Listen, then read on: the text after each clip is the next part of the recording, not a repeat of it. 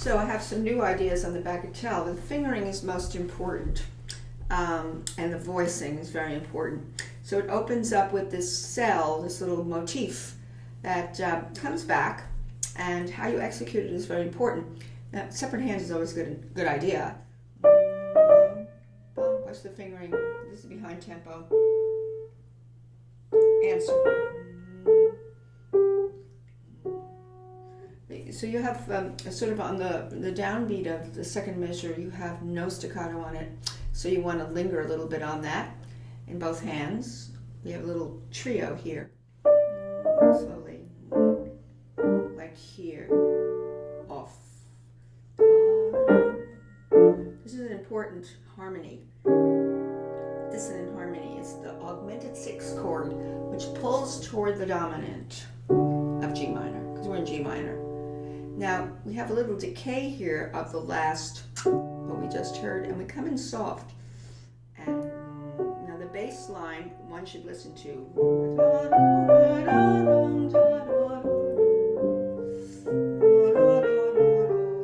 have to shape that, or else it can get very flat.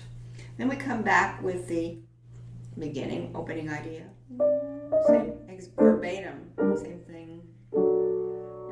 Variation.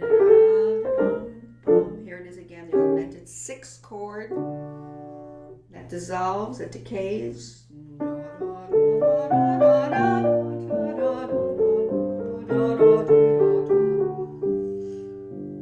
Now what I do here is I do the pacciaturas with lifting my hand every two.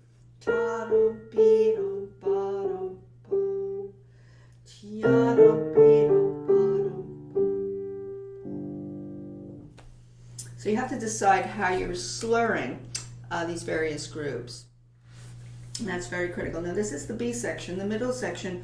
It's very important, the fingering here, because you have an alto voice that you really have to listen to. You have a lot of G's on top, so you're really also listening to the moving voice underneath. And I'm just going to go slowly again. This is way behind tempo. So you're here for the B flat here. By the way, we're going into E flat major here. E flat major. A little emphasis. That's a Gagic accent. Now some editions do that.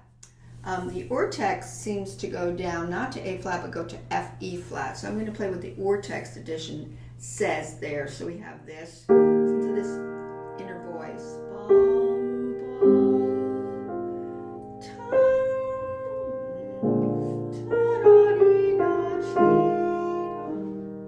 Now you have your hand open for this octave with that fingering, and then you have, listen for the inner voices because they're going in contrary motion.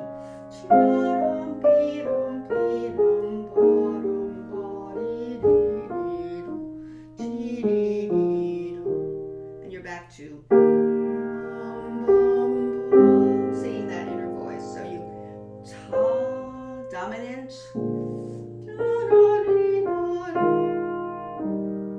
and then a little bit of intensity. Now watch what the fingering is here. Switch to 2 here. Now left hand lowest note switch to 5. So there's finger substitutions at work. Now this is tricky because your left hand's going under your right. This comes out more. Now you want to bring out as contrary motion again. Contrary motion between the soprano and that, we'll call that the tenor voice, you could say.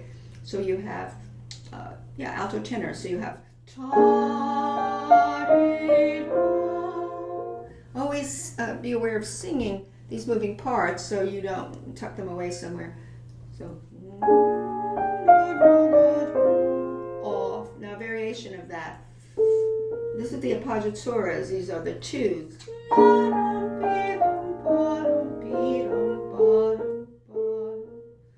We're back to the same thing.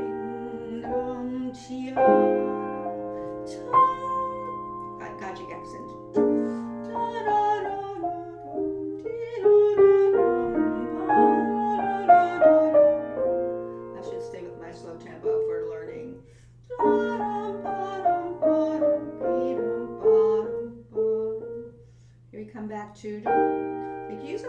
4-1 here, or you could go back to the 5-2 like you've been doing all along.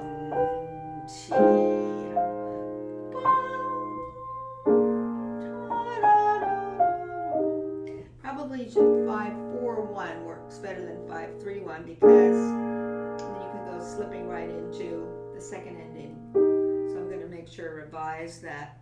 So 2 here and lean less, a little more here, and 5-4-2. Then you have 2-3 and 2 off. Now thumb here. Listen to these inner voices. This.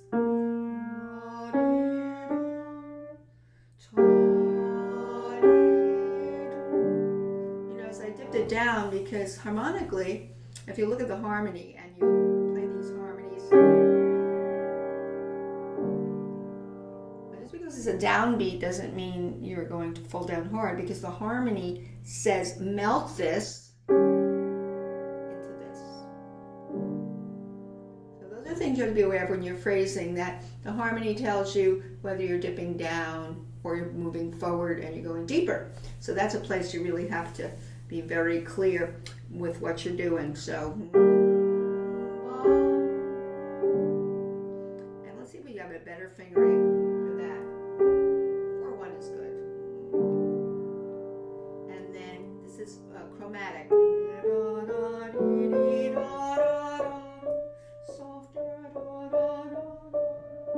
You have to decide how you're doing that.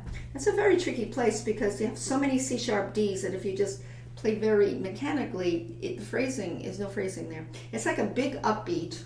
All these C sharp Ds, a big upbeat to what's coming the beginning back.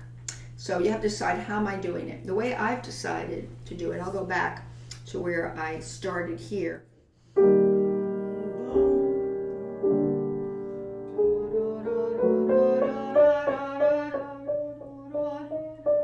That's what I've decided to do. Augmented 6, off. Pick it up on the decay.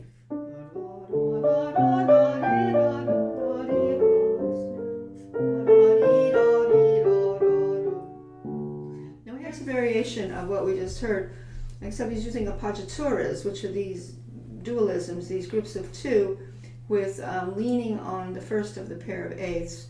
That's what appoggiatura is, with the upper neighbor. So you get da da chi da chi dum pa dum pa dum pa dum pa chi dum pa dum pa. This one is more slurred differently. Da da da da da chi da. Back to the double slur like that. You have to be really clear how many of those you're doing with every 2 slurs. Now the left hand, while the right hand's doing this variety of things, the left hand will stay legato, which is you can block first.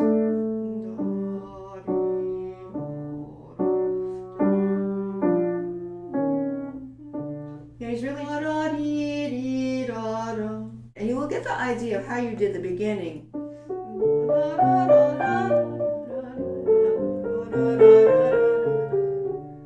This gives you the way you shaped it, only you're adding more notes because of the variation.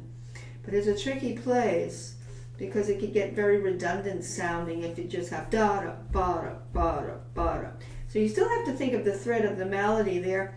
Da da dee dee da da.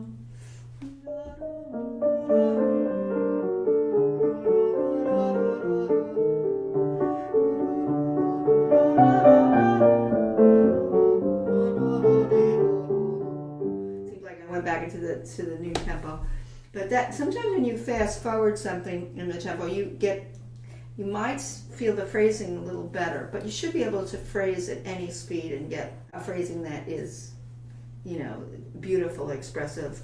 So when he gets to this coda, he's going to go between C minor and G minor, which is very interesting because the piece is going to end in C minor instead of G minor. So here we'll go slowly.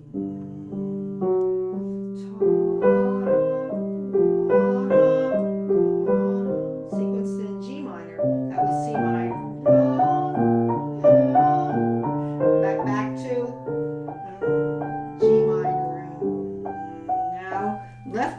inverted counterpoint has the do-wah, which is C minor.